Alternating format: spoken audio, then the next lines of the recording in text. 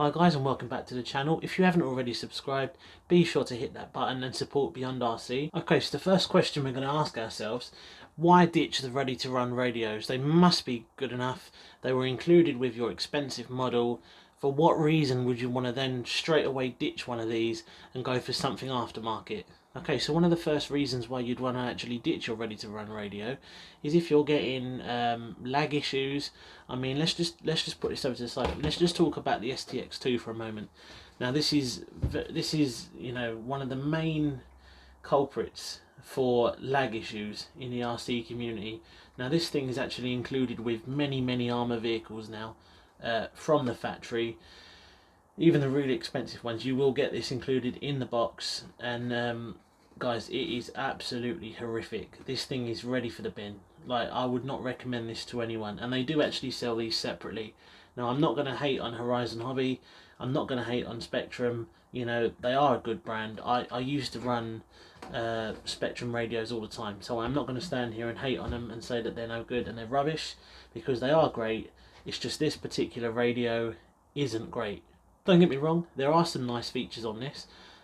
For example, you can set your throttle limit to 50%, 75% and 100%, which is nice if you're, quite new to the hobby and you're learning and you don't want all that power straight away. You can progress up and slowly increase it until you feel comfortable having that amount of power. Okay, so you've got your standard features on this as well, such as your throttle trim, steering trim, and your throttle rate and steering rate, which is a nice little touch. You can adjust these, to your liking, and again, like I said, you will get this on most ready to run radios. This isn't something just that comes with the STX2. You do get this on pretty much every ready to run radio. Okay, so let's go back to those lag issues that I mentioned earlier. So this thing does suffer from this particular issue quite badly. You can go and you can pull the trigger in for full throttle and brake, and the vehicle will actually not even do anything. Depending on how far away it is, you may not even get any movement. So not only the throttle and the braking, but also the steering, guys. It was absolutely horrific. I was trying to use my granite, even just in the back garden, it wasn't reacting to the movements I was making on the actual controller itself. Okay, so we've established this thing is absolute junk and I would not recommend it to anyone. Okay, so moving on to this. This is the S2R that was actually included with my Corrali Triton. Now this actually feels really good in the hand. I've got to be honest, this does feel really nice. And every time I've actually used this, I've had not a single issue. I'm so pleased with it. It is completely different to the STX2, which is horrific to use. I mean, this thing is actually has some potential. To be honest with you, I could actually see myself using this all the time. If I just had the one model, this would be more than capable, and I would be more than happy using this on a daily basis. So now we've looked at some of the included transmitters that I got with my models, let's just have a little talk about why you would want to then move away and have an aftermarket transmitter. Now, one of the biggest reasons, guys, I can actually think of is if you're looking to run more than one model, maybe not now, possibly in the future, you are going to want one transmitter that will be able to operate every single one of your models. You're not going to want to take with you to your favourite little bashing spot. You're not going to want to take 5, 6, 7 different transmitters for every vehicle that you've got. They're bulky, they're heavy, plus you will use a lot of batteries in these. I just don't see the point. If you're looking to stay in this hobby long term and you're looking to, for a really wise investment, I would 100% recommend upgrading your transmitter and going for something with, at least a 3, 4, 5, even 10 model memory, so that it will actually, it will benefit you in the long run, not having to take many different transmitters with you to your bashing location. Okay, so now we've had a little look at some of the included ready to run transmitters. Why don't we now have a look and see why we would even bother buying an upgraded or an aftermarket transmitter, and what are the benefits for actually doing so. So this is my Sanwa MX-6. Now the main reason for getting this was because, like I said earlier in the video, I was getting some serious lag issues with my STX2. That thing had to go, and this is the reason why I got this. Okay, so why would you want something like this? You've just spent an absolute fortune buying your favourite RC. why would you then want to go down the road of, you know, purchasing something like this, which is going to set you back another large amount of money? For what reason? Let's take a little look and see.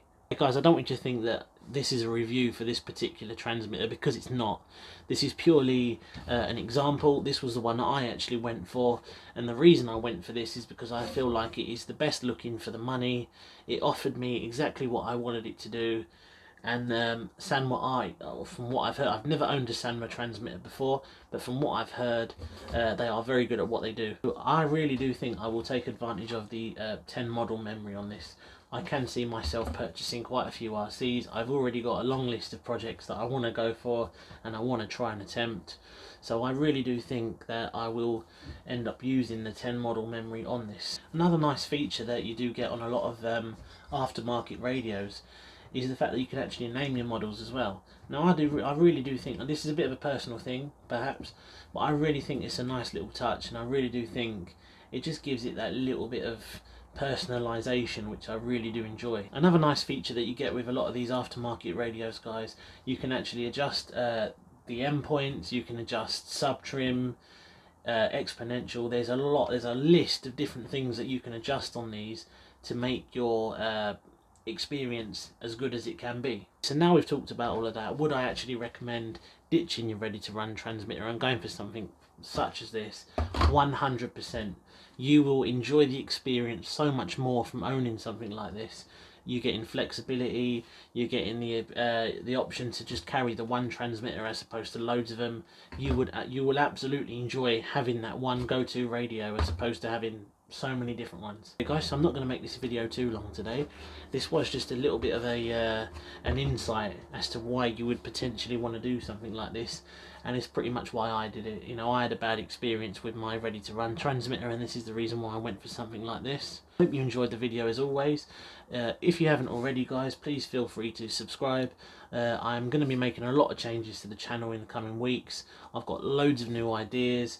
I'm in contact with a lot of close friends of mine who are also into this hobby, so they are giving me some really good ideas and things to actually feature on the channel. I want to say a massive thank you to everyone that's recently subscribed to me, a massive thank you to everyone that's followed my Instagram. It really does mean a lot to me. I've said it before and I will say it again.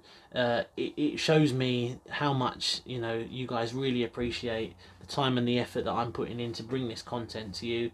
So it's really nice when you actually show some support, and it gives me the motivation and the drive to keep making these videos. If there's anything you'd actually like to see in the future, guys, you know, all you've got to do is leave a comment. If you're new to the hobby, or if you've been in this hobby for years and years and years, but you're potentially making the move to brushless, for example, or you're going from brushless to nitro models, you know, feel free to leave a comment and tell me what you would like to see on the channel.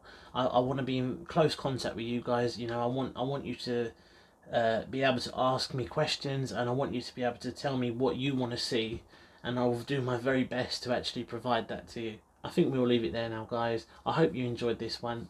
I'm Ricky, and I'll see you again on the next one. Take care. See you soon.